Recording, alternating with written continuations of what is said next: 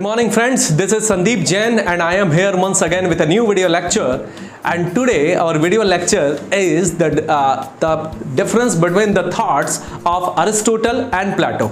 Okay, Aristotle and Plato, they both were highly correlated to each other and they were also having the difference.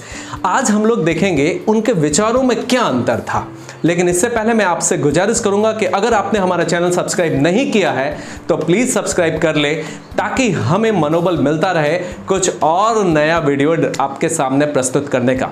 चलिए देखते हैं क्या अंतर है उनके विचारों में। Now first of all, let me have like some introduction related to the Aristotle. He was born in Macedonia, today's Greece. आज के ग्रीस, पहले इसका नाम मैसेडोनिया था, उस समय इनका जन्म हुआ था। और जितने भी ग्रीक फिलोसफर्स हुए हैं जनरली सब बीसी पीरियड के ही हैं, है ना, यानी कि before Christ. He was born in 384 BC to 322 BC and John Dryden called him as the father of criticism. उनको इस नाम से नवाजा है जॉन ड्राइडन ने।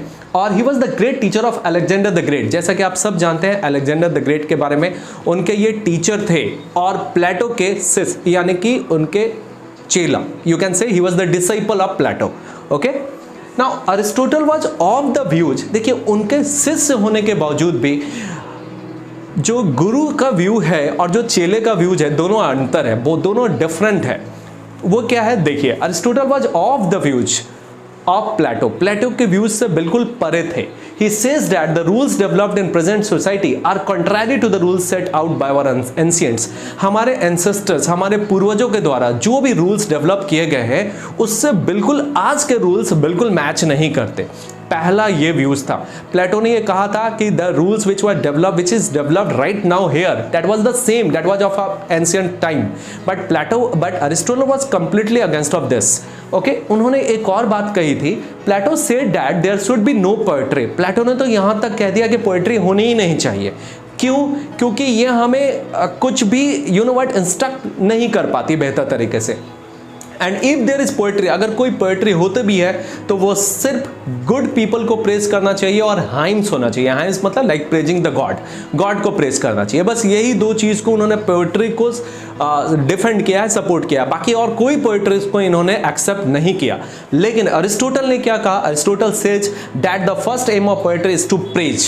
पहला एम क्या है पोएट्री का? प्रेज, यानी कि डिलाइट करना। हमें अच्छा लगता है जब भी हम कोई पोएटिक लैंग्वेज में कोई चीज़ सुनते हैं तो वो हमें बेहतर फीलिंग होती है। जैसे मैं अगर किसी भी बातों को नॉर्मली ऐसे ही कह दूं तो आपको वो एक नॉर्मल सा सेंटेंस लगेगा, लेकिन अगर उसी बातों को मैं एक लैंग्वेज में कहूं, पोएटिक लैंग्वेज में कहूं, तो आपको ज़्यादा अच्छा लगेगा। You will feel much more better. जैसे कि जब हम कोई शायरी बोलते हैं या फिर कोई मोटिवेशनल लाइन्स बोलते हैं तो वो हमें सुनने में ज़्यादा अच्छा लगता है। क्यों? क्योंकि वो पोएटिक लैंग्वेज में बोला गया है।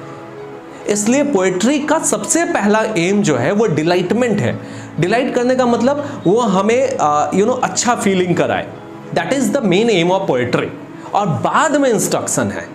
लेकिन प्लेटो का व्यूज बिल्कुल इससे अलग था। He just said that no, poetry should instruct. Okay, instruction must be there but there is no any use of delightment there. Now Plato said that the aim of poetry is to instruct, but Aristotle said that the first aim of poetry is to delight, please and give comfort. Comfort मतलब अच्छा feeling देना, अच्छा लगना।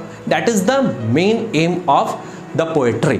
आप खुद सोचिए, अगर हम इस अरिस्टोटल के प्रिंसिपल को रियल लाइफ में यूज करें तो आप देखिए बड़ा अजीब सा फीलिंग आता है। आप देखिए जब आप कोई पिक्चर देखते हैं और उसमें अगर गाने ना हो तो आपको पिक्चर देखने में बड़ा अजीब सा फीलिंग आएगा।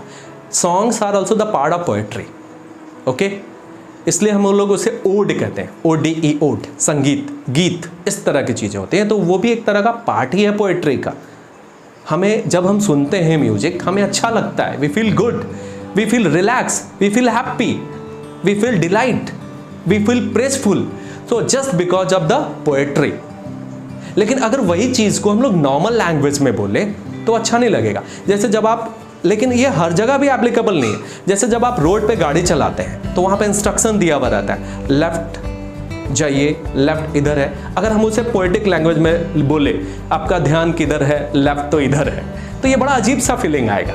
So everywhere it is not applicable, but it is applicable to the most of the part of our life when there is the question of comfort, when there is the question of complete relaxation. वहाँ पे हम poetry को पसंद करते हैं, अच्छा लगता है।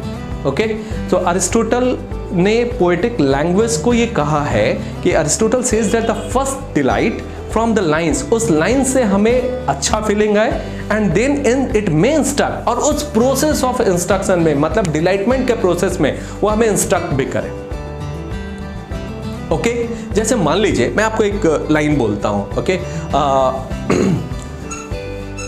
महक मोहब्बत की कम नहीं होती, मोहब्बत में ज़िंदगी गम नहीं होती, और ज़िंदगी में आप जैसे लोग हों तो ज़िंदगी जन्नत से कम नहीं होती। मैंने ये एक कहानी के रूप में बोल दिया। अगर अब मैं इसे एक रिदम के साथ में बोलूँगा, एक मीटर के साथ में बोलूँगा, तो शायद आपको सुनने में और अच्छा फील आएगा।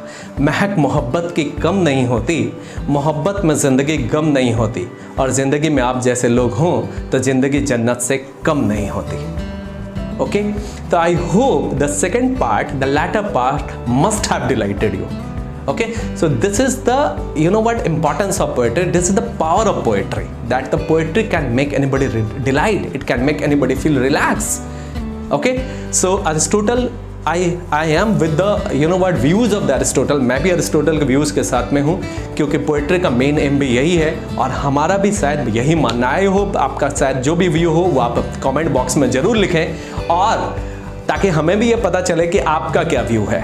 ठीक है, टिल देन हम फिर मुखातिब होंगे एक नए वीडियो लेक्चर के साथ में। तब तक के लिए मैं संदीप जैन आपसे विदा लेना चाहूँगा, और we will be available with a new video lecture having some different note, and that must be very much beneficial for you.